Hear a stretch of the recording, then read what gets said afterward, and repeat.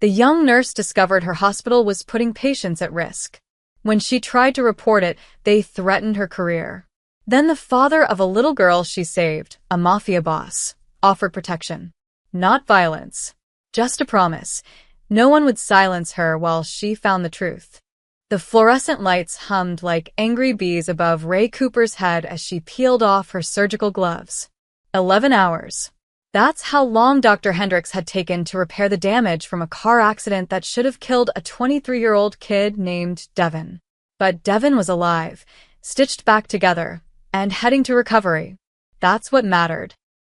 Ray's feet screamed inside her sneakers. Her scrub stuck to her back with dried sweat. But she smiled anyway because Devin's mother had hugged her so tight in the waiting room that Ray forgot, just for a second, how exhausted she was. "Hey, Cooper." Ray turned. It was Linda, one of the senior surgical nurses, 20 years on the job, gray streaks in her ponytail, eyes that had seen everything twice. "Yeah." Linda held up a sealed metal container, the kind used for surgical tools. "You mind running this down to sterilization? My shift ended 10 minutes ago, and my daughter's got a recital." "Sure, no problem." Ray took the container. It was heavier than she expected. Linda squeezed her shoulder. "You did good in there tonight, kid. Hendricks is a pain, but you kept up." Ray watched Linda disappear down the hallway, her clogs squeaking against the linoleum. Then she looked down at the container in her hands. Something fell off. The label read, "Single-use instruments, or 3. Dispose after surgery." Ray frowned. Linda had said sterilization, not disposal. Maybe she'd misspoken. People made mistakes when they were tired. Ray had almost put a patient's chart in the trash instead of the file slot last week. Still, protocol was protocol. She turned toward the disposal room, but hesitated. What if Linda had meant sterilization and the label was old? What if Ray threw away $500 worth of tools because she didn't double-check? Her stomach twisted. She hated moments like this, caught between rule and reality, trying to guess which version of right would get her yelled at less. The sterilization department was in the basement. Ray took the elevator down, the container heavy against her hip. The basement always felt colder, quieter. Like the hospital saved all its warmth for the patients upstairs and forgot about the people working below. When she pushed through the double doors, she found 2 techs leaning against the counter, scrolling on their phones. One of them, a guy named Eugene, looked up. "What you got?" "Surgical tools from OR3. Ray set the container on the counter. "I think there's a label issue. It says single-use, but..." "Nah, it's fine." Eugene didn't even glance at the label. He just grabbed the container and tossed it onto a cart already loaded with a dozen others. "We get those all the time." Ray blinked. "But if they're single-use..." "Look, Cooper." Eugene's tone was patient, like he was explaining gravity to a child. "Single-use is more of a suggestion. You know how much those kits cost? Hospital can't afford to trash them every time. We sterilize, we reuse. It's how it's always been." "But that's not safe." The other tech, a woman with red-framed glasses, laughed. "You new here or something?" "I've been here 8 months. "Then you should know by now, we don't waste around here. Orders from the top." Ray felt her throat tighten. She wanted to argue, to pull out her phone and show them the FDA guidelines she'd memorized in nursing school. But Eugene was already turning away, and Red Glasses was back on her phone, and Ray was just a 26-year-old nurse at the end of a double shift who probably didn't know what she was talking about. She rode the elevator back up in silence, her mind spinning. Orders from the top. That phrase stuck in her head like a splinter. Back on the surgical floor, the hallway was nearly empty. Most of the staff had clocked out. A janitor pushed a mop bucket past her, humming softly. Somewhere down the hall, a monitor beeped. Ray headed for the locker room, but paused when she saw a light still on in the supply closet. The door was cracked open. Inside, she could hear voices, low, clipped, tense. She shouldn't eavesdrop. She knew that, but her feet stopped moving anyway. "Third time this month," a man's voice said. Ray recognized it, Tom Briggs, The hospital administrator. If state inspectors show up. They won't, that was a woman. Sharper. Colder. Ray didn't recognize her. We've been doing this for 2 years. No one's complained. Because no one's noticed, Tom hissed. But if a post-op infection gets traced back, then we handle it quietly. Settle out of court. That's what the legal budget is for. Ray's breath caught. I don't like it, Tom said, but his voice had lost its edge. He sounded tired. Beaten. You don't have to like it. You just have to keep your mouth shut and let Dr. Bell do his job. Dr. Bell, the CEO. Ray had only seen him a handful of times. Tall, silver-haired, always in an expensive suit, always smiling like he was posing for a magazine cover. The closet door swung open suddenly, and Ray barely had time to step back and pretend she'd been walking past. The woman, thin, blonde, wearing a blazer, brushed past without looking at her. Tom followed a second later, his face pale and drawn. He glanced at Ray, and for just a moment, something flickered in his eyes. Guilt, maybe. Or warning. Then he was gone. Ray stood alone in the hallway, her pulse hammering in her ears. She thought about Devon upstairs in recovery. She thought about all the other patients she'd helped care for over the past 8 months. Kids with broken bones, grandmothers with pneumonia, teenagers in car accidents. She thought about single-use instruments being sterilized and reused because it saved money. Orders from the top. Ray pulled out her phone. Her hands were shaking. She opened her notes app and typed. Single-use tools reused. Eugene confirmed. Orders from the top. She stared at the words for a long moment. Then she hit save. Because maybe she was wrong. Maybe she was overreacting, seeing problems where there weren't any. But maybe, just maybe, she wasn't.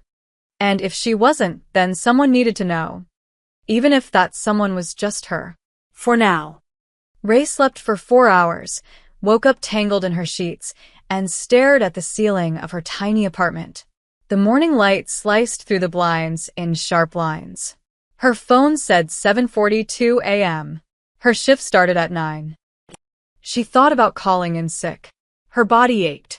Her mind kept replaying that conversation in the supply closet, settle out of court, legal budget, keep your mouth shut. But she didn't call in. She never did. By 8:50, she was back at the hospital, coffee in hand, forcing a smile she didn't feel. The pediatric wing was different from the surgical floor. Brighter. Louder. The walls were painted with cartoon animals, and there was always music playing softly from somewhere, usually Disney songs or pop hits stripped of their edge. Ray liked it here. Kids didn't pretend. They cried when things hurt, laughed when things were funny, and asked questions adults were too polite to ask. It was honest. She checked the assignment board. Her morning patient was a 7-year-old named Luna Valeni, scheduled for a routine tonsillectomy at 10:30. Pre-op prep started at 9:15. Ray grabbed the chart and headed to room 407. She knocked twice, then pushed the door open with her hip. Good morning. I'm looking for a very brave kid named Luna. The words died in her throat. The little girl sitting cross-legged on the hospital bed wasn't crying or scared. She was drawing. Her tongue poked out the corner of her mouth in concentration, a fat purple crayon clutched in her hand. Around her, the bed was covered in papers, sketches of flowers, butterflies, a lopsided cat with too many whiskers. Eat. Luna looked up, grinning. She had dark curly hair pulled into 2 ponytails and a gap between her front teeth. Are you my nurse? Ray felt something loosen in her chest. I am. I'm Rai. That's a pretty name. My name is Luna. Like the moon, she held up her sketchbook. Do you like my drawings? Ray stepped closer, genuinely looking. One page showed a garden full of flowers, each petal colored in a different shade. Another had a family of rabbits wearing tiny hats. These are amazing, Ray said, and she meant it. You're really talented. Luna beamed. My dad says I'm going to be an artist when I grow up. He says I can paint the whole bakery if I want. Your dad owns a bakery? Yep. It's called Valenti's. We make the best cannoli in the city. That's what everyone says. Luna set down her crayon and looked at Ray with sudden seriousness. Are you going to be with me when I wake up? Ray crouched down so they were eye level. I'm going to be there the whole time. Before, during, and after. I promise. Luna studied her face like she was deciding whether to believe her. Then she nodded. Okay, I believe you. A man stepped into the room then, carrying 2 cups of coffee from the cafe downstairs. He was tall, broad-shouldered, with dark hair starting to gray at the temples. He wore jeans and a simple black jacket. His eyes were kind but tired, the look of a parent who hadn't slept well in days. Dad. Luna Guav. This is Ray. She's my nurse. The man smiled, and it softened his whole face. Marco Valeni, he offered his hand, and Ray shook it. His grip was firm, but not aggressive. Thank you for taking care of my little artist. It's my job, Ray said, smiling back. But honestly, she's making it easy. Marco set one of the coffees on the bedside table and ruffled Luna's hair. She's tougher than me. I'm the one freaking out. It's a simple procedure, Ray assured him. Dr. Patel is excellent. Luna's going to do great. Marco nodded, but Ray could see the worry and the tightness around his eyes. She'd seen it 1,000 times, parents trying to be brave for their kids while quietly falling apart inside. Hey, Luna, Ray said, turning back to the little girl. How about you draw me something while I check your vitals? Something happy. Like what? Surprise-me. Luna's face lit up. She grabbed a fresh piece of paper and a green crayon, already lost in thought. Ray worked quickly and gently. Blood pressure, temperature, heart rate. Luna barely noticed, humming to herself as she drew. Marco watched from the corner, sipping his coffee, his shoulders gradually relaxing. You're good with her, he said quietly. Ray smiled. She's easy to be good with. When she finished, Luna held up her drawing. It was a picture of a woman with curly hair, clearly meant to be Ray, standing next to a girl with ponytails. They were holding hands. Above them, she'd drawn a big yellow sun with a smiley face. That's us, Luna said proudly. Friends. Ray felt an unexpected lump in her throat. She'd seen a lot in 8 months. Pain, fear, loss. But she'd also seen this. Kids like Luna who could find light in the scariest moments. I love it, Ray said. Can I keep it? Luna nodded enthusiastically. Yeah. So you remember me. I don't think I could forget you if I tried. Marco's expression softened even more. Thank you, he said, and Ray could hear the weight behind those 2 words. An hour later, Luna was in surgery. Ray stood in the OR, keeping her promise. She held Luna's small hand as the anesthesia took effect, whispering reassurances until the little girl's eyes fluttered closed. When Luna woke up in recovery, groggy and confused, Ray was right there, just like she'd promised. Luna smiled, her voice thick with sleep. You stayed. I told you I would. Luna's fingers found Ray's hand and squeezed weakly. You're my favorite. And Ray, who'd started the day exhausted and haunted by what she'd overheard, felt something shift. A reminder of why she did this job. Not for the hospital.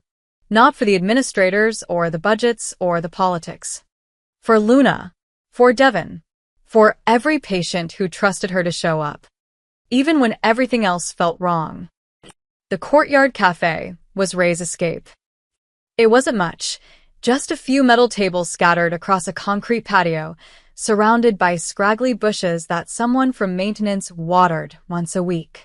But it was outside. It was air that didn't smell like disinfectant and fear. It was 20 minutes where Ray could pretend she worked somewhere normal. She sat alone at a corner table, wrapping both hands around a paper cup of coffee that had gone lukewarm. Luna was stable, sleeping off the anesthesia, with her father at her bedside. Ray's next assignment wasn't for another hour. She should have gone to the break room, caught up on charting, maybe eaten something. Instead, she sat here, staring at nothing. Her phone buzzed. A text from her roommate Jennifer. Wine tonight? You look like you need it. Ray didn't remember looking like anything when she'd left the apartment that morning, but Jennifer had a gift for reading stress. She typed back, maybe. Long week. The truth was, it had only been 2 days since she'd overheard that conversation in the supply closet. 48 hours. But it felt longer, heavier, like she'd been carrying a secret that kept growing. She checked the hospital's incident reports that morning during a quiet moment. 3 post-op infections in the past 2 months. All treated, all resolved, all marked as unrelated complications. Maybe they were unrelated. Maybe Ray was connecting dots that didn't actually form a picture.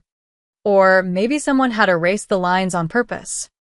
"Excuse me, is this seat taken?" Ray looked up. An older woman with a hospital volunteer badge stood there, gesturing to the empty chair across from her. "No, go ahead." The woman sat with a grateful sigh, setting down her own coffee. They didn't speak. The woman pulled out a paperback and started reading. Ray went back to staring at her phone, scrolling through nothing. That's when she heard the voices. 2 men, sitting at a table behind her, just out of sight. Their voices carried across the patio, casual and unconcerned. "Another 15%, one of them said. "That's what Belle wants by end of quarter." Ray's spine went rigid. 15%. The second man laughed, bitter. "Where's he expect us to cut? We're already running on fumes. Supply costs, probably. He's been leaning on vendors, renegotiating contracts. Cheaper materials, longer reuse cycles." Ray's fingers tightened around her phone. "Reuse cycles," the second man repeated slowly. "You mean surgical equipment?" "Among other things. Look, I don't make policy. I just crunch the numbers. And the numbers say we're 6 million in the red for the year." Belle's under pressure from the board. Somebody's gotta give. There was a long pause. Ray could hear one of them stirring sugar into their coffee, the spoon clinking against ceramic. "What about patient safety?" the second man asked quietly. "What about it? I'm serious, sterile. If we're cutting corners on sterilization protocols, we're not cutting corners. We're optimizing. There's a difference." "Is there?" Daryl's voice hardened. "You want to keep your job, Paul? Because I'd like to keep mine. And the way to do that is to make the numbers work and not ask questions that don't have good answers." Another pause. Longer this time. "Yeah," Paul said finally. "Yeah, okay. Good. Now finish your coffee. We've got a budget meeting in 10-inch. Ray heard chairs scraping, footsteps retreating. She didn't turn around. She didn't want them to see her face, didn't want to risk them remembering she'd been sitting there. The volunteer woman across from her turned a page in her book, oblivious. Ray opened her notes app. Her hands were shaking again, just like 2 nights ago.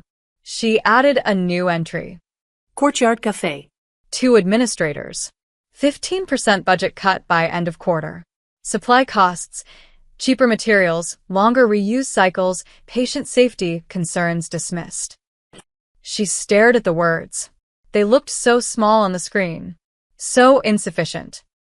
6 million in the red. 15% cuts. Optimizing. Ray thought about Luna's gap-toothed smile. About Devin, who'd survived a car crash only to lie on an operating table surrounded by tools that maybe, just maybe, weren't as clean as they should have been. She thought about the Hippocratic oath she'd learned in nursing school. First, do no harm. But what happened when the harm was built into the system? When doing your job meant participating in something that felt wrong, even if you couldn't prove it yet. Ray finished her coffee in one long swallow, even though it was cold and bitter. She had an hour before her next patient. An hour to decide what kind of nurse she wanted to be. The kind who kept her head down, followed orders, and trusted that someone above her pay grade knew what they were doing. Or the kind who asked questions that didn't have good answers. Her phone buzzed again. Another text from Jennifer. "Also, we're out of milk. Can you grab some on the way home?" Ray almost laughed. The mundane crashing into the impossible. She typed back, "Sure." Then she stood, tossed her cup in the trash, and walked back inside. She didn't have answers yet. Didn't have proof. Didn't even have a plan. But she had something else now, something that had crystallized in the past 48 hours as she'd watched and listened and tried to make sense of the pieces. She had certainty. Something was wrong at this hospital. Something bigger than mislabeled containers or overheard conversations. And Ray Cooper, 26 years old, 8 months out of school, exhausted and scared and completely out of her depth. Ray was going to figure out what it was, even if no one else wanted her to. The compliance office was on the 3rd floor, tucked between human resources and medical records like an afterthought. Ray had walked past it 100 times and never once seen anyone go in or out. Now she stood in front of the door, her heart hammering against her ribs. It had taken her 2 days to work up the courage. 2 days of double-checking her notes, rehearsing what she'd say, talking herself out of it, and then back into it. Jennifer had found her at 2 a.m, sitting at their kitchen table with her laptop open, scrolling through FDA regulations on surgical instrument sterilization. "You okay?" Jennifer had asked, squinting in the light. Yeah, just. "Work stuff." Jennifer had studied her for a long moment, then squeezed her shoulder. "Be careful, Ray." Now, standing outside the compliance office, Ray wished she'd asked what Jennifer meant by that. She knocked. Come in. The office was small and aggressively beige. Beige walls, beige carpet, beige filing cabinets. A woman sat behind a desk cluttered with folders and coffee-stained paperwork. She was maybe 50, with reading glasses on a chain, and the expression of someone who'd heard every complaint imaginable and believed none of them. Her nameplate read, Patricia Dunmore, Compliance Director. "Can I help you?" Patricia didn't look up from her computer. "My name is Ray Cooper. I'm a nurse here. I wanted to file a formal concern." That got Patricia's attention. She looked up, her expression shifting from bored to mildly interested. "What kind of concern?" Ray stepped inside and closed the door behind her. Her mouth was dry. "I've observed some practices in the sterilization department that I think might violate safety protocols. Specifically, single-use surgical instruments being sterilized and reused." Patricia leaned back in her chair, folding her hands across her stomach. "I see. And you witnessed this personally?" Yes. "I delivered a container of single-use tools to sterilization 3 days ago. The label clearly stated they should be disposed of, but the technicians said they reuse them as standard practice. They said it was orders from the top." "Orders from the top," Patricia repeated, her tone neutral. "Did they specify who gave these orders?" No. "But I also overheard a conversation between administrators about budget cuts affecting supply costs and sterilization protocols." "You overheard a conversation." Ray bristled at the skepticism in Patricia's voice. Yes. "In the Courtyard Cafe. 2 men discussing 15% budget cuts and optimizing reuse cycles." Patricia picked up a pen and pulled a blank form from a drawer. "Names?" "One was called Daryl. I don't know the other one's last name.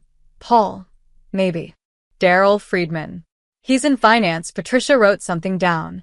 "And you're concerned this connects to what exactly?" "Patient safety." Yes, Ray felt herself gaining confidence. "There have been 3 post-op infections in the past 2 months. I checked the incident reports. What if those infections are connected to contaminated instruments?" Patricia set down her pen. "Ms. Cooper, are you a trained epidemiologist?" "No, but..." "Are you familiar with hospital-acquired infection rates and their standard deviation across similar facilities?" "No, not specifically." "Then you're speculating." Patricia's voice wasn't unkind, just matter of fact. "Look, I appreciate your diligence. Truly. But correlation isn't causation. Post-op infections happen for dozens of reasons: patient immune response, environmental factors, surgical complications. Jumping to conclusions about sterilization procedures based on overheard conversations isn't helpful." Ray felt her face flush. "I'm not jumping to conclusions. I'm raising a legitimate safety concern. And I'm telling you that your concern has been noted." Patricia tapped the form she'd been writing on. "I'll submit this to the Safety Review Committee. They'll evaluate whether further investigation is warranted." "When will that happen?" "These things take time." We have protocols. Patricia offered a thin smile. In the meantime, I'd suggest focusing on your assigned duties. Leave compliance issues to the compliance department. That's what we're here for. Ray stared at her. That's it. What were you expecting? I don't know. An actual investigation? Someone taking this seriously? Patricia's smile didn't waver, but her eyes hardened. Ms. Cooper, I've been in compliance for 17 years. I've seen nurses, doctors, technicians, all convinced they'd uncovered some massive conspiracy because a supply closet was disorganized or a form was filled out wrong. Do you know how many of those concerns turned out to be legitimate problems? Ray said nothing. About 3%. Patricia stood, signaling the conversation was over. I'm not dismissing you. I'm telling you that we have systems in place. Trust those systems. Trust that the people running this hospital know what they're doing. And if they don't, the question hung in the air between them. Patricia walked to the door and opened it. Then that's above both our pay grades. Have a good day, Ms. Cooper. Ray walked out in a daze. The hallway felt too bright, too loud. A group of residents hurried past, laughing about something. An orderly pushed a wheelchair. Everything looked normal. But nothing felt normal. She'd done the right thing. She'd followed protocol, filed a formal complaint, gone through proper channels. And she'd been patted on the head and sent away like a child who'd seen a monster under the bed. Ray pulled out her phone and opened her notes. She added one more line. Compliance office, Patricia Dunmore. Concern filed. Dismissed as speculation. Trust the system. She stood there for a moment, staring at those words. Then she deleted the last sentence and wrote something else. The system doesn't want to know. The text came on Friday afternoon, just as Ray was finishing her shift. Unknown number, Ms. Cooper, this is Dr. Bell's office. He'd like to speak with you briefly. Would 5:30 work? Rooftop garden. Ray stared at the message, her stomach dropping. Dr. Richard Bell, the CEO. The man whose name kept appearing in her notes like a shadow she couldn't quite see. She typed back, Sure, I'll be there. Her hands were shaking. The rooftop garden was something the hospital advertised in brochures, a healing space for patients and staff. In reality, it was a collection of potted plants and wooden benches arranged around a small fountain that only worked half the time. But the view was good. From up here, you could see the whole city stretching out toward the horizon, the late afternoon sun turning the buildings gold. Ray arrived at 5:28. Dr. Bell was already there, standing at the railing with his hands in his pockets, looking out over the skyline. He wore charcoal slacks and a crisp white shirt, no tie. His silver hair caught the light. He looked like he belonged on a magazine cover, Healthcare's Brightest Minds or Leaders Who Care. Ms. Cooper, he turned as she approached, offering a warm smile. Thank you for meeting me. I know you've had a long week. It's fine. Ray's voice came out steadier than she felt. Please sit. He gestured to one of the benches. Ray sat. Dr. Bell settled beside her. Not too close, perfectly calibrated to seem friendly, without being invasive. Beautiful evening, he said, looking back at the skyline. Sometimes I forget to come up here. Too much time in meetings, not enough time remembering why we do this work. Ray didn't respond. She waited. Dr. Bell let the silence stretch for a moment, then turned to her with that same gentle smile. I heard you visited our compliance office earlier this week. There it was. I filed a concern, Ray said carefully. Standard protocol. Of course. And I'm glad you did. It shows you care about patient safety. That's exactly the kind of mindfulness we want in our staff. He leaned back, crossing one leg over the other, completely at ease. Patricia Dunmore forwarded your report to me. I wanted to address it personally. You didn't need to. But I wanted to. His tone was earnest, almost paternal. Ray, may I call you Ray? She nodded. Ray, you've been with us for 8 months now. Your performance reviews have been excellent. Patients love you. Your colleagues respect you. You have a real future here.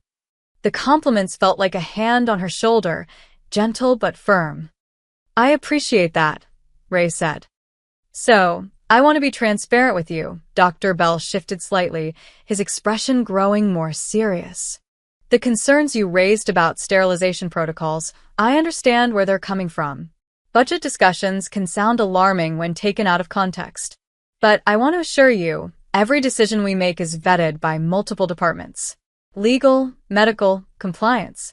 We have protocols on top of protocols. The technicians said single-use instruments are being reused. Ray said quietly. That's not out of context. That's what they told me. And they were explaining a complex process in simple terms. Dr. Bell's voice remained patient, like he was teaching. Single-use doesn't always mean what it sounds like. Some instruments are rated for limited reuse under specific sterilization conditions. It's all within FDA guidelines. We have documentation. Can I see it? The question came out before Ray could stop herself. Dr. Bell's smile didn't falter, but something flickered in his eyes. So brief, she almost missed it. Of course. I'll have someone from medical affairs send you the relevant policies. Though I'll warn you, it's pretty dry reading. He stood, walking back to the railing. The wind picked up, ruffling his hair. He looked out at the city like a captain surveying his ship. Ray, I'm going to be honest with you. Running a hospital is like juggling chainsaws while walking a tightrope. Every decision is a compromise between ideal care and practical reality. We'd all love unlimited budgets, brand new equipment for every procedure, staff ratios that let nurses work 40-hour weeks. He turned back to her. But that's not the world we live in. I understand that, Ray said. But patient safety shouldn't be the compromise. And it's not. His voice was firm now, still kind, but with an edge beneath it. That's what I'm trying to help you understand. We don't compromise on safety. We optimize. We find smarter ways to do more with less. That's not criminal. That's survival. Ray felt the weight of his words pressing down on her. I worry, Dr. Bell continued, softer now, that you're overthinking this. Looking for problems that don't exist because you're tired, stressed. This job takes a toll. Burnout is real. I'm not burned out. Maybe not yet, he smiled again, that warm, concerned smile. But I've seen it happen to good nurses. They start seeing shadows everywhere. They stop trusting their colleagues, their leadership. It's a spiral. He walked back to the bench, standing in front of her now. Take the weekend. Rest. Come back Monday with fresh eyes.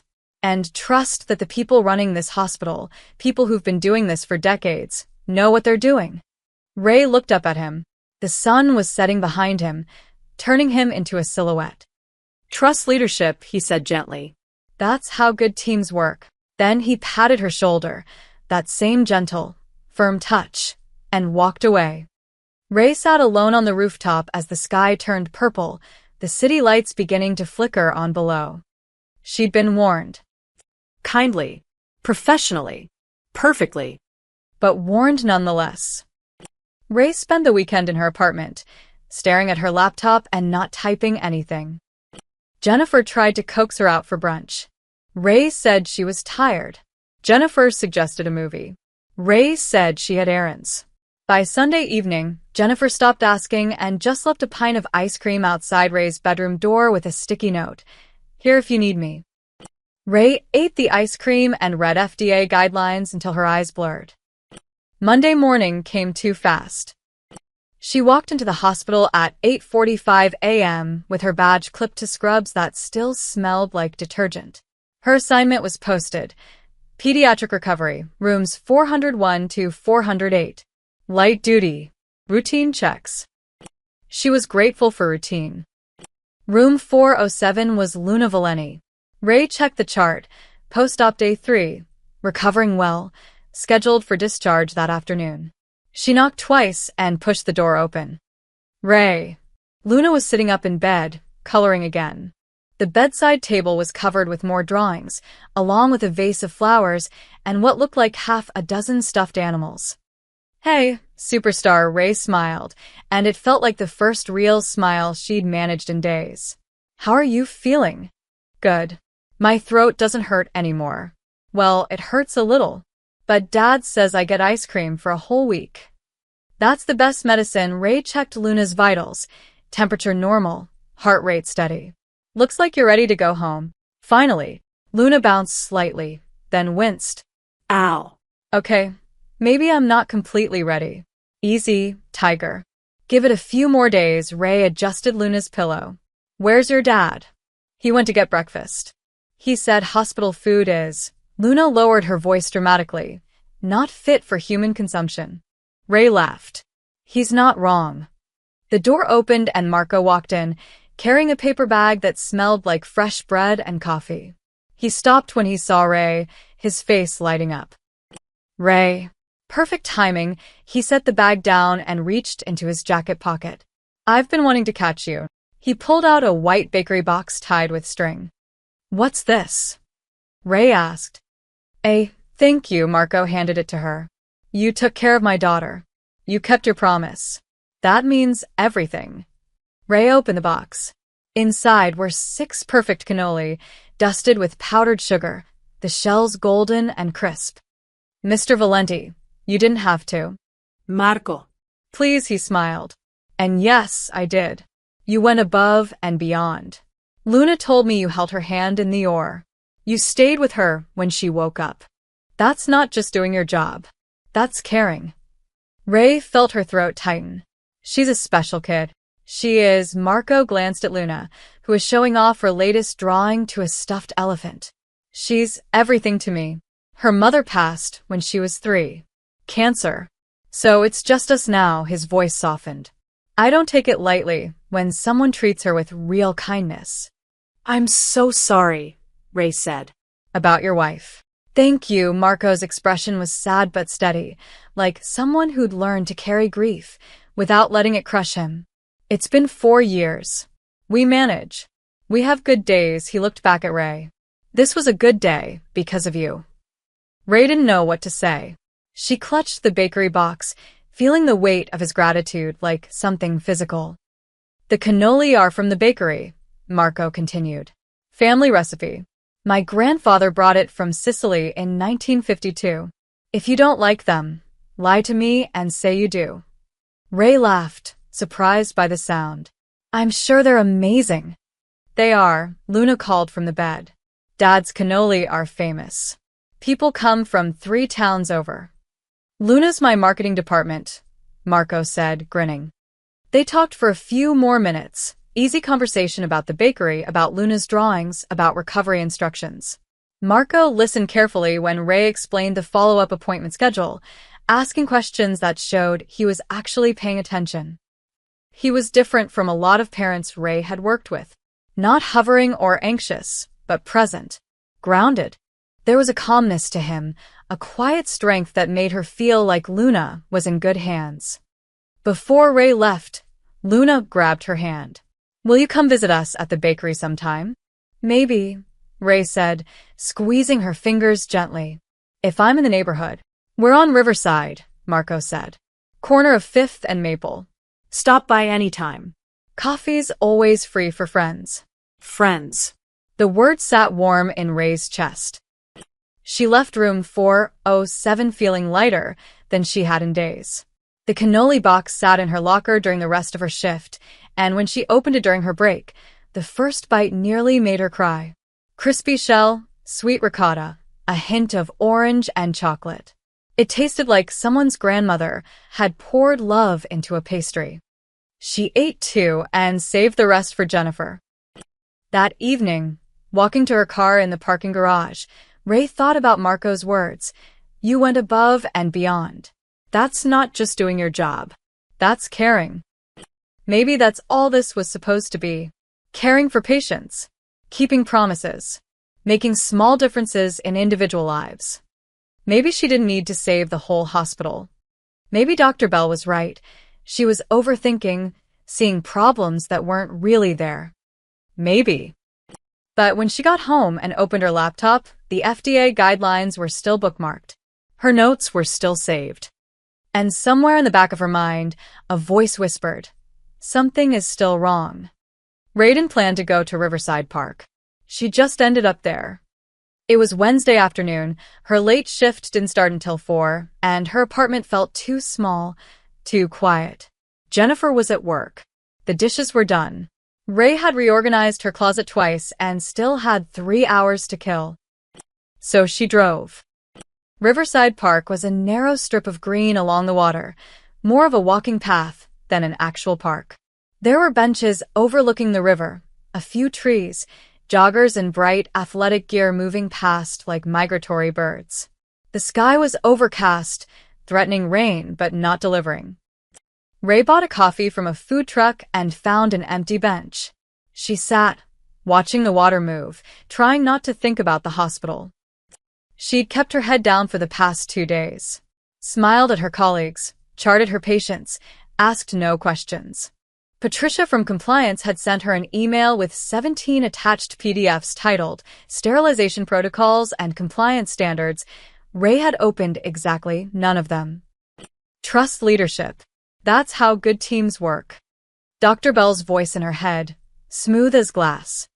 Ray. She turned. Marco Valeni stood a few feet away, wearing jeans and a gray Henley, holding a paper cup. He looked surprised but pleased. Marco. Hi, Ray stood awkwardly, like she'd been caught doing something wrong. I didn't know you came here. Every Wednesday around 2. He gestured to the bench. Mind if I sit? No, of course not. They sat, the river stretching out in front of them. A duck paddled past, looking vaguely annoyed by the weather. How's Luna? Ray asked. Back to normal. Drawing everything in sight, complaining that ice cream for breakfast isn't actually a long-term nutritional plan, Marco smiled. She asked about you yesterday. Wanted to know if you'd come by the bakery yet. I've been meaning to. Work's been. Ray trailed off. Busy. Something like that. Marco sipped his coffee, not pushing. They sat in comfortable silence for a moment. It was strange. Ray barely knew this man, but something about his presence felt steady, undemanding. Like he was someone who knew how to just exist without needing to fill every silence with words. Can I ask you something? Marco said finally. Sure. That day at the hospital, when you were checking Luna before surgery, you looked tired. Not just physically. Like something was weighing on you. He turned to her. You still have that look. Ray's first instinct was to deflect, to smile and say everything was fine. But maybe it was the gray sky, or the fact that Marco was essentially a stranger, or the exhaustion of pretending for the past week. I'm having some trouble at work, she said quietly. What kind of trouble? Ray hesitated. This was dangerous territory, talking to a patient's family member about internal hospital issues. But Marco wasn't just a patient's family member anymore. He was. What? An acquaintance?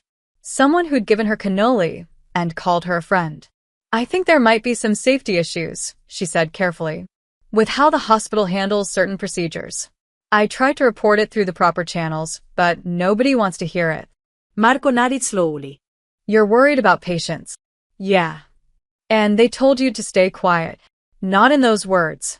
But basically, Ray stared at the river. Maybe I'm wrong. Maybe I'm overthinking it. Everyone keeps telling me to trust the system, that the people in charge know what they're doing. Do you believe that? The question was simple, direct. No judgment in it, just curiosity. I don't know, Ray admitted. I want to. It would be easier. Marco was quiet for a long moment. When he spoke, his voice was thoughtful. My father used to say something when I was a kid. He'd say, Marco, sometimes the people in charge are good people making hard choices. And sometimes they're just people who learned how to look like they're in charge. Ray turned to look at him. How do you tell the difference? You watch what they do when they think nobody's looking. Marco met her eyes. You listen to your gut. And you don't let anyone talk you out of what you know is true. Something in his tone made Ray pause. There was a weight behind his words, like he was speaking from experience, not just giving advice, but sharing something he'd learned the hard way. What do you do? Ray asked. For work, I mean, besides the bakery. Marco smiled slightly. I'm in management. Family business. Logistics, mostly. That sounds vague. It is. He didn't elaborate and Ray didn't push. They sat there as the first drops of rain started to fall, light, sporadic. Neither of them moved. If you need someone to talk to, Marco said, someone who's not involved in your workplace politics, I'm here. No judgment, no advice unless you want it. Just an ear. Ray felt something loosen in her chest. Thank you. And if you need anything else. Marco paused, choosing his words carefully. I know people. In the city. If you ever feel unsafe or pressured, you tell me. Okay. There was something protective in his voice, almost paternal. It reminded Ray of her own father, who'd passed when she was in college. Okay, she said. The rain picked up. Marco stood, offering his hand to help her up. Come on. Let's get out of this before we drown. They walked back toward the parking lot together, not talking, just two people sharing an umbrella that Marco pulled from his jacket. When they parted ways, Marco touched her shoulder gently. Take care of yourself, Ray. Not just everyone else. She watched him walk to his car, a black sedan, simple and clean. Then she got in her own car and sat there for a moment, replaying the conversation. You don't let anyone talk you out of what you know is true. Ray pulled out her phone and opened her notes. She hadn't written anything new in days. Now she typed, Marco Valeni, good man, told me to trust my gut. Then she started the car and drove to work. The locker room was empty when Ray arrived for her shift. She changed into her scrubs, tied her hair back, and was reaching for her badge when she heard voices in the hallway just outside. Swear to God, that's him. You're paranoid. I'm telling you. Marco Valenti. I saw him in the lobby yesterday. Ray froze, her hand on her locker door. Who's Marco Valeni? A third voice asked. Younger, probably a new hire. There was a pause. Then the first voice, lower now. You really don't know? Should I? He's connected. Like, connected. Ray's stomach dropped. What, like Mafia? The younger voice laughed nervously. I don't know if I'd say Mafia exactly. But his family, the Valentis, they've been in the city for like 100 years. They run half the businesses on the east side. And I'm not talking bakeries, even though that's what they tell people. Come on, that's just rumors. My cousin's a cop. He says the Valeni name comes up in investigations all the time. Nothing ever sticks, but everyone knows.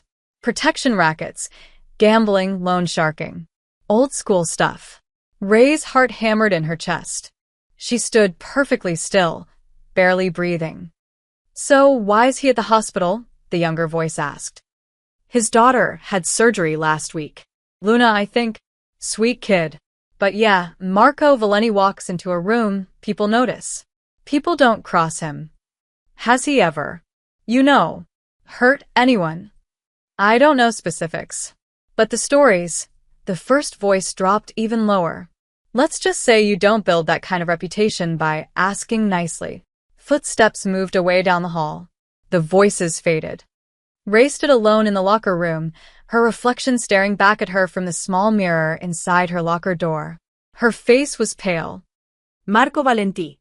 The man who'd given her cannoli, who'd thanked her for taking care of his daughter, who'd sat with her on a park bench and told her to trust her gut. People don't cross him. She thought about his calm demeanor, the way he'd offered help so casually. If you ever feel unsafe or pressured, you tell me. At the time, it had felt protective, fatherly. Now it felt different. Ray closed her locker and walked out of the room in a daze. Her shift passed in a blur, vitals checks, medication rounds, a diabetic patient who needed insulin adjustments. She moved through it all on autopilot, her mind somewhere else entirely. During her break, she pulled out her phone and searched Marco Valeni. The results were sparse. A few mentions in local business articles about Valeni's bakery, family-owned since 1952. A photo from a charity event 3 years ago, Marco in a suit, shaking hands with the mayor, both of them smiling. Nothing about crime. Nothing about the Mafia. But then there wouldn't be, would there? That's not how it worked. People like that, if the rumors were true, they stayed out of the spotlight. They looked legitimate. They donated to charity and shook hands with mayors and ran bakeries that made the best cannoli in the city. Ray closed the browser and sat there, staring at her phone. She thought about the way Marco had looked at Luna. Pure love, pure devotion. She thought about how gentle he'd been, how respectful, how he'd asked about her life, listened without judgment. Was that real? Or was she just seeing what he wanted her to see? My father used to say something when I was a kid. Had his father been in the same business? Was Luna being raised in that world? Ray felt sick. But underneath the fear and confusion, something else stirred. A memory of Marco's words in the park. Sometimes the people in charge are just people who learned how to look like they're in charge. He hadn't been talking about himself. He'd been talking about the hospital, about Dr. Bell. And he'd told her to trust her gut. Ray opened her notes app. She scrolled past all her entries about sterilization protocols and overheard conversations and budget cuts. Then she added a new one. Marco Valenti. Rumors say he's connected to organized crime. Don't know if it's true, but he's been nothing but kind and respectful to me. He told me to trust my instincts. He offered help if I ever felt unsafe. She stared at the words. The truth was, she didn't know Marco Valenti. Not really. She knew he loved his daughter. She knew he made good cannoli. She knew he'd sat with her in the rain and offered her kindness when she needed it. Everything else was rumors and speculation. Just like her concerns about the hospital had been dismissed as speculation. Ray closed the app and went back to work. That evening, as she was leaving, she passed the lobby and saw a man in a dark suit talking quietly on his phone near the entrance. He wasn't Marco, but something about his posture, watchful, alert, made her think of what she'd overheard. People don't cross him. She walked to her car, her keys clutched tight in her hand. When she got home, Jennifer was on the couch watching reality TV. Hey, you look like you've seen a ghost. Long day, Ray said. There's leftover pizza in the fridge. Thanks. Ray went to her room and closed the door. She sat on her bed, still in her scrubs, and pulled out her phone one more time. She looked at Marco's contact information. He'd given it to her before they'd parted at the park, just in case she needed anything. Her thumb hovered over the delete button. Then she lowered the phone and set it on her nightstand. She didn't delete it. She didn't know what Marco Valenti was. But she knew what he wasn't. He wasn't Dr. Bell. And right now, that was enough. Ray didn't sleep that night. She lay in bed, staring at the ceiling, replaying everything. The rumors, the warnings, Marco's kindness. By the time the sun came up, she'd made a decision. She sent a text at 7:15 a.m. Marco, it's Ray. Can we meet? I need to talk to you about something. The response came 2 minutes later. Of course. When and where? Café Marcella. 10 Uhr morgens. I'll be there. Café Marcella was neutral ground, a small Italian coffee shop on the north side, far from the hospital, far from Valenti's bakery. Public enough to be safe, quiet enough to talk. Ray arrived first. She ordered an espresso she didn't drink and sat at a corner table, her hands clasped tight around the tiny cup. Marco walked in at 9:58, scanning the room briefly before spotting her. He wore jeans and a simple navy jacket, looking more like a suburban dad than whatever the rumors said he was. When he reached the table, his expression was concerned. Ray. You okay? Sit, please. He sat, ordering nothing, his full attention on her. Ray took a breath. I need to ask you something, and I need you to be honest with me. Okay. The rumors about you, about your family, she met his eyes. Are they true? Marco didn't flinch. He didn't look away or deflect. He just held her gaze for a long moment, his expression unreadable. Yes, he said quietly. Some of them. Ray's heart hammered. Which ones? My family has been in this city for a long time. We started with the bakery. That part's true. My grandfather really did bring the recipe from Sicily. But we also built other businesses. Some legitimate. Some he paused. Less so. Organized crime. That's a broad term. But yes, parts of what my family does exist in gray areas. Or darker than gray. His voice was steady, matter of fact. Not proud, not ashamed. Just honest. I inherited a complicated legacy. I've spent the last 10 years trying to make it cleaner, more legitimate. But I can't erase the past. Ray's hands trembled slightly. Have you hurt people? I've protected my family. I've made difficult choices. Marco's eyes never left hers. I'm not going to pretend I'm a saint, Ray. But I've never hurt anyone who didn't come at me or mine first. And I've never hurt anyone innocent. The words hung between them. Why are you telling me this? Ray asked. You could have lied. Because you asked for honesty. And because if you're thinking of asking me for help, which I assume is why we're here, you deserve to know who I am. Ray felt exposed, seen through. She took a shaky breath. I need help, she said. But not the kind you might think. Marco leaned forward slightly. Tell me. And so she did. Everything. The single-use instruments. The overheard conversations. The budget cuts. Patricia done more brushing her off. Dr. Bell's warning on the rooftop, wrapped in kindness and threat. I went through the proper channels, Ray said. I did everything right. But no one wants to hear it. They've made it clear that if I keep pushing, I'll lose my job. Or worse. Worse how? I don't know. But Dr. Bell made me feel like I was standing at the edge of something I couldn't see.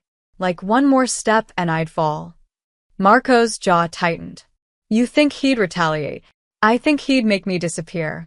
Not literally, just professionally. I'd be blacklisted. No hospital would hire me. My career would be over before it started, Ray's voice cracked. But I can't let this go. Every time I close my eyes, I see Luna on that operating table. I see Devin in recovery. I see all the patients who trust us to keep them safe, and I know, something's wrong. What do you need from me? Ray looked at him directly. Protection. Not violence. Not threats. Just. I need someone watching my back while I gather real evidence. Enough that the state health department can't ignore it. Enough that Dr. Bell can't bury it. You want to do this legally? Yes. Completely. I'm not asking you to intimidate anyone or break any laws. I just need to know that while I'm doing this, documenting everything, building a case, I won't be harassed, fired, or silenced before I can finish. Marco studied her for a long moment. You understand what you're asking? If I'm involved, even just as protection, and this goes public, your evidence could be questioned. People will say you worked with someone connected to organized crime. It could undermine everything. I know. But I'm out of options. The system won't protect me. So I'm asking you, will you? The cafe hummed around them. Someone laughed at the counter. The espresso machine hissed. Marco leaned back in his chair. I have one condition. What? You stay safe. That means if at any point this gets dangerous, if Belle or anyone else threatens you directly, you walk away. You don't play hero. You tell me and we handle it differently. I'm not asking you to. I know what you're asking. And I'm telling you my terms. Your safety is non-negotiable. Ray swallowed hard. Okay. Then I'll help you. Marco's voice was quiet but absolute. You do this the right way. Gather your evidence, build your case. I'll make sure no one interferes. No one touches you, no one fires you. No one makes you disappear.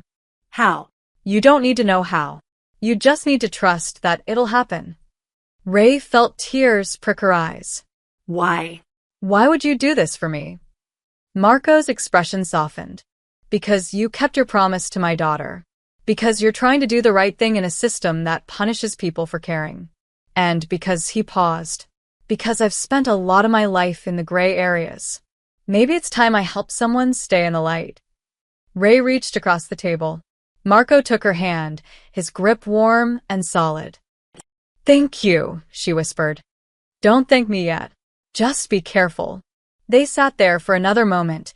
Two people from completely different worlds, bound together by a 7-year-old girl with a gap-toothed smile and a promise that had to be kept. Then Ray stood, steadier than she'd felt in weeks. It was time to get to work. It took Ray 4 days to build a plan. She couldn't just walk into the supply records room and start photographing documents. That would trigger alarms, both literal and metaphorical.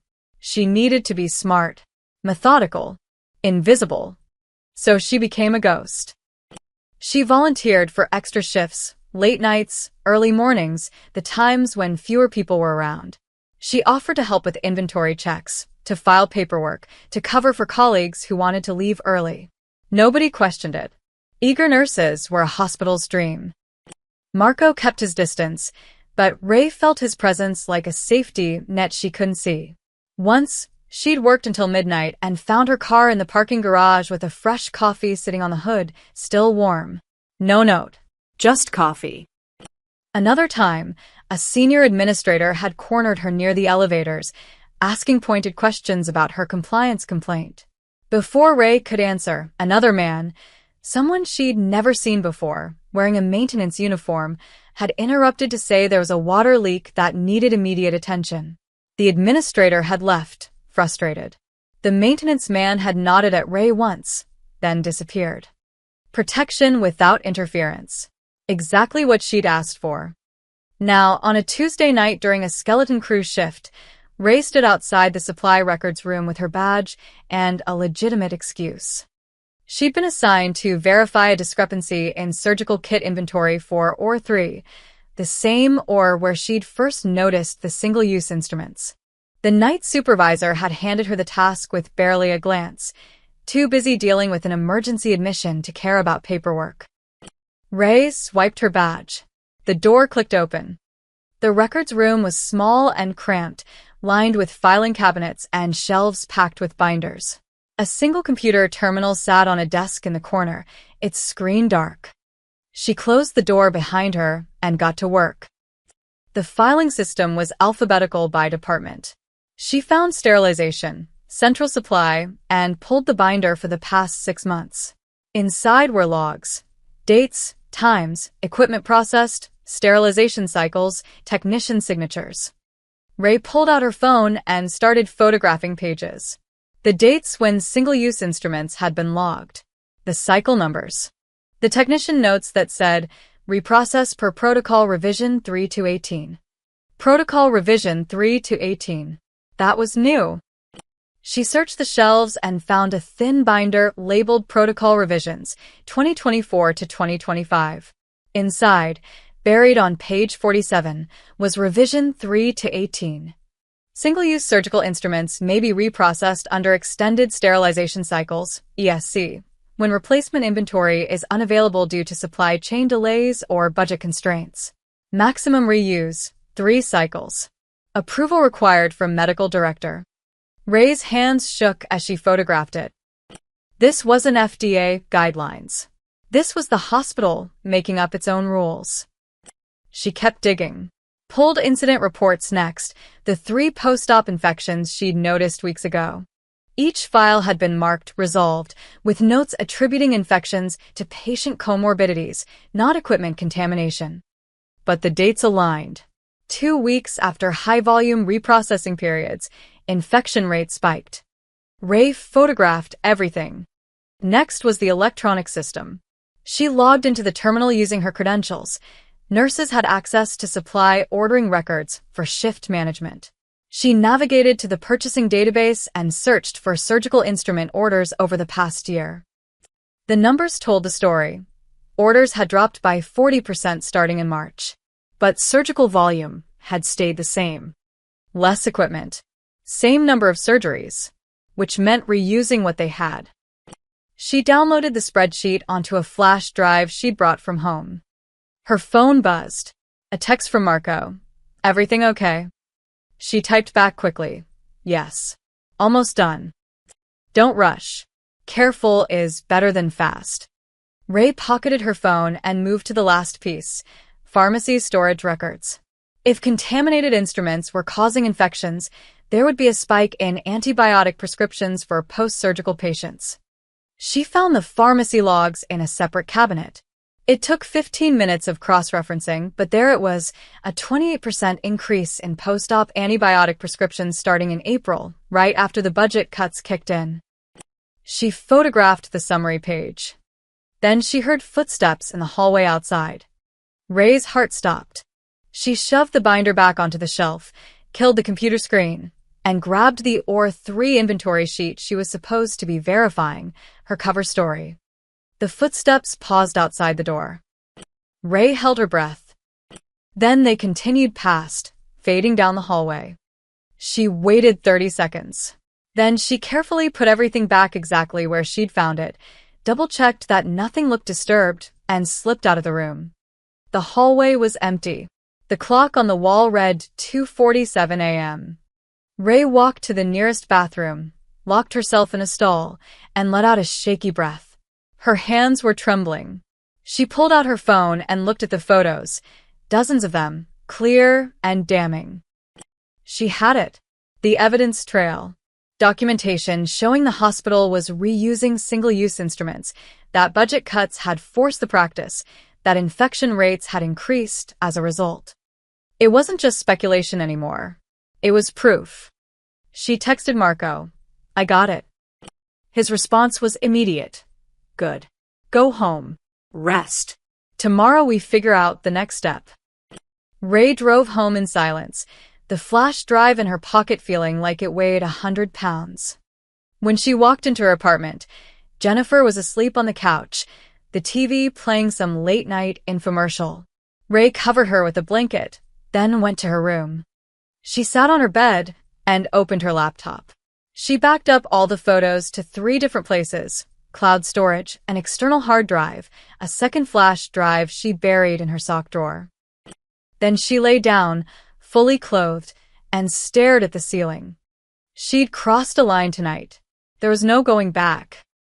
But for the first time in weeks, Ray felt something she hadn't felt since this whole thing started. Hope. She had the truth. Now she just needed to make sure the right people heard it. The Federal Health Inspection team arrived on a Thursday morning, unannounced. Ray was checking vitals in the pediatric wing when she heard the commotion, urgent whispers, administrators speed-walking past with panicked expressions, someone from legal rushing toward the elevators. She pulled out her phone. A text from Marco. "They're here. Stay calm. Do your job. If anyone asks you anything, tell the truth." Ray's heart raced.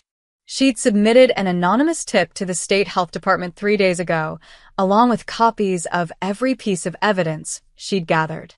The email had been sent from a library computer, routed through an encrypted service Marco's tech person had set up. She hadn't expected them to act so fast. By noon, the entire hospital was in chaos. Inspectors in official badges moved through departments with clipboards and cameras. The sterilization unit had been shut down. Someone from the CDC was reportedly examining infection control protocols. Dr. Bell's office had gone dark, blinds drawn, door closed. Ray kept her head down, focusing on her patients. A boy with a broken arm who wanted to hear stories about her nursing school disasters. An elderly woman recovering from hip surgery who needed help adjusting her pillows. Normal work. Grounding work. At 2:30 p.m., her supervisor found her. "Ray, you're needed in conference room B. Now." "What for?" "Federal investigators want to talk to you." Ray's mouth went dry. "Why me?" Her supervisor shrugged, but her eyes said, "You know why." Conference room B was on the administrative floor. When Ray walked in, she found 4 people waiting. 3 investigators in business casual, and Dr. Bell, sitting at the head of the table with his hands folded, his expression calm, but his eyes cold. One of the investigators, a woman with short gray hair and sharp eyes, gestured to an empty chair. "Ms. Cooper, thank you for joining us. I'm Agent Reyes, Office of Inspector General. We have some questions about hospital sterilization practices." Ray sat. Her hands were sweating. She clasped them in her lap. "Of course. Happy to help." Agent Reyes opened a folder. We received documentation suggesting that single-use surgical instruments have been systematically reused at this facility. Are you familiar with this practice? Ray felt Dr. Bell's eyes on her. She could feel the weight of his presence, the unspoken threat. But then she remembered Marco's words, "Your safety is non-negotiable." And Luna's drawing, still taped to her locker. "My guardian nurse." "Yes," Ray said clearly. "I am." Dr. Bell shifted in his seat. "Can you elaborate?" Agent Reyes asked. Ray took a breath. "About 6 weeks ago, I delivered a container of surgical instruments to the sterilization department. They were labeled as single-use, meant for disposal. But the technicians told me they reprocessed them as standard practice. They said it was orders from the top. Did you report this?" Yes. "I filed a formal concern with the compliance office. I met with Patricia Dunmore. She told me I was speculating and that I should trust the system." Agent Reyes made a note. "Did you pursue it further?" "I tried to. I spoke with..." Ray glanced at Dr. Bell. "With hospital leadership. I was told I was overthinking things, that I should focus on my assigned duties." "Miss Cooper," Dr. Bell interjected smoothly, "I think you're mischaracterizing our conversation." "Am I?" Ray turned to him. "You took me to the rooftop garden. You told me budget discussions can sound alarming out of context. You told me to trust leadership and stop looking for problems that don't exist. You made it very clear that if I kept pushing, there would be consequences." The room went silent. Agent Reyes looked at Dr. Bell. "Is that accurate?" "I had a mentorship conversation with a junior staff member who seemed stressed," Dr. Bell said calmly. "I advised her to trust in the hospital's protocols and not let burnout lead to unfounded concerns." "They're not unfounded," Ray said, her voice stronger now. "I have documentation. Sterilization logs showing reprocessing cycles.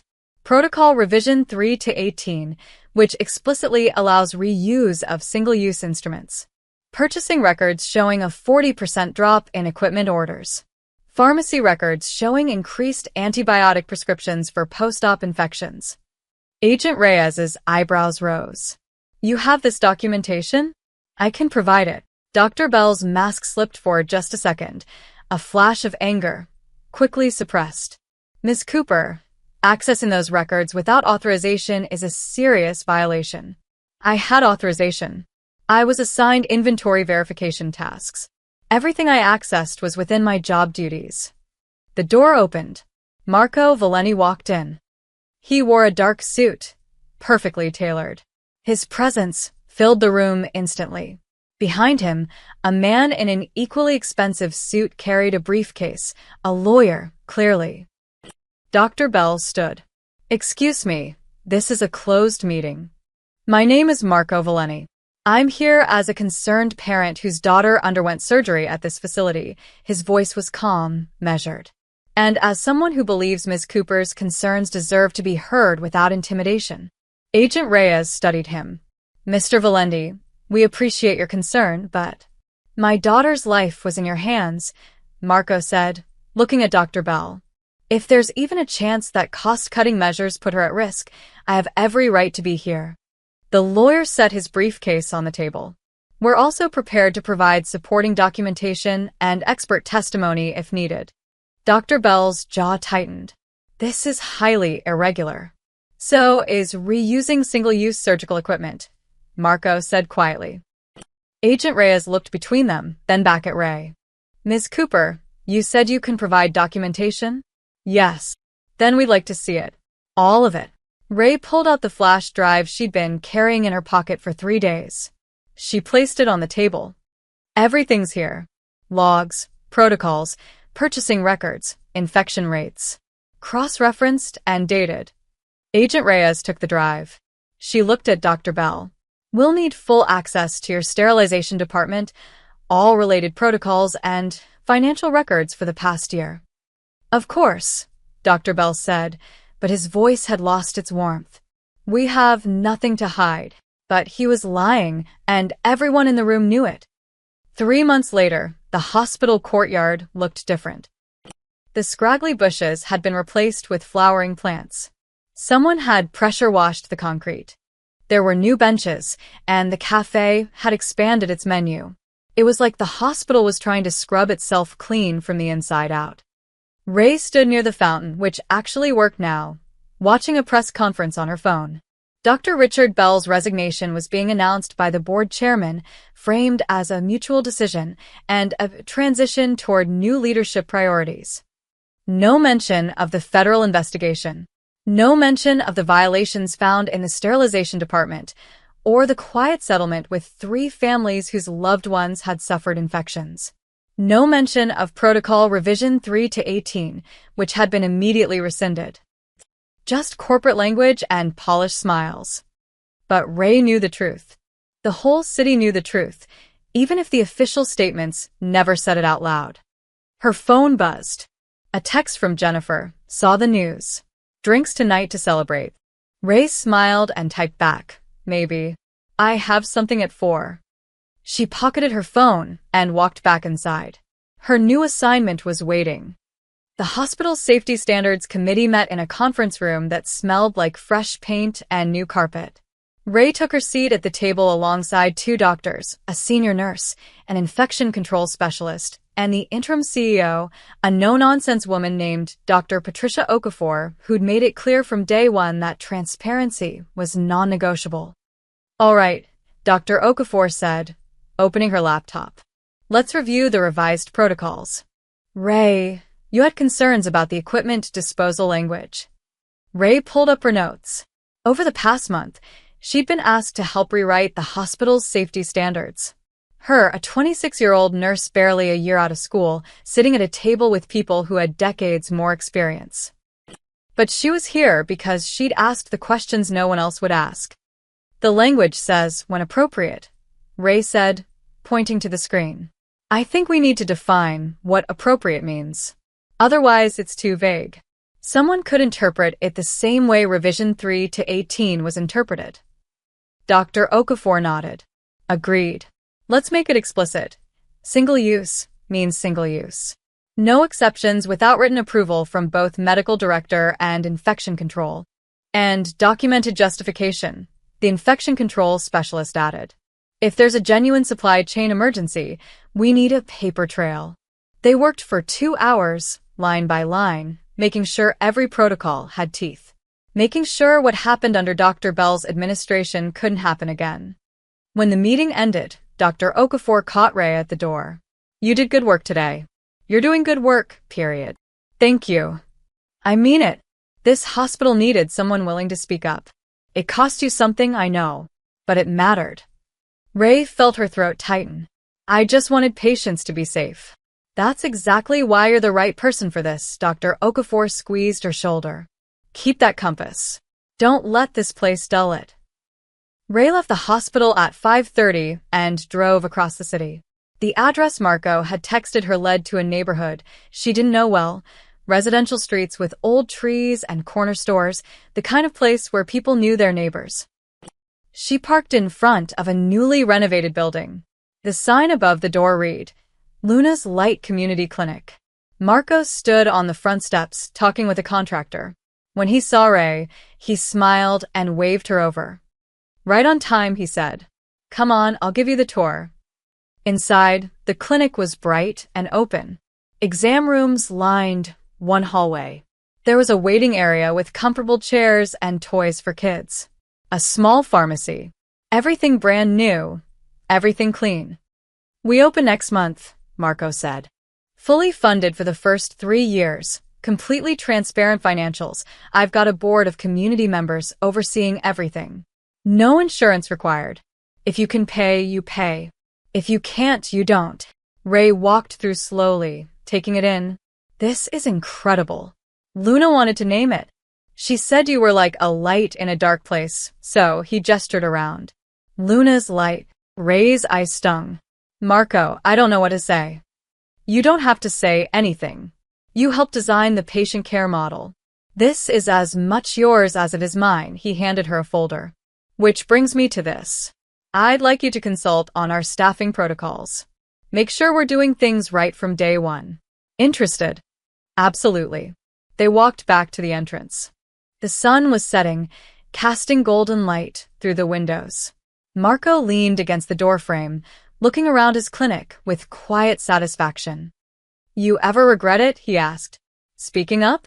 All the trouble it caused." Ray thought about the sleepless nights, the fear, the moment she'd put that flash drive on the conference table knowing there was no going back. "No," she said. "Not once." "Good." The door opened and Luna burst in, ponytails flying, clutching a rolled-up paper. Ray, I made something for you." She unfurled it, a drawing of a woman in scrubs with curly hair, standing in front of a building with a sign that said, "Luna's Light." Above the woman's head, Luna had drawn wings made of light. "It's you," Luna announced proudly. "My guardian nurse." Ray crouched down and pulled Luna into a hug. "It's perfect. You're perfect." Luna squeezed her tight. "Dad says you're a hero." "I'm not a hero, sweetie. I just tried to do the right thing." Marco smiled. "That's what heroes are." Ray stood, holding Luna's drawing carefully. She looked at Marco, this complicated man with his complicated past who'd protected her when the system wouldn't. She looked at Luna, the little girl whose smile had reminded her why any of this mattered. She thought about Dr. Bell, gone but not forgotten, about the protocols being rewritten, about this clinic that would serve people who needed care, not profit. The world wasn't perfect. The system wasn't fixed. There were still hospitals cutting corners, still people choosing money over safety, still battles to fight. But here, in this moment, standing in Luna's light with the sunset streaming through the windows. Here, something had changed. Not through violence, not through intimidation, through truth, through courage, through compassion. Ray looked down at the drawing in her hands, herself with wings, a guardian made of light. Maybe Luna was right.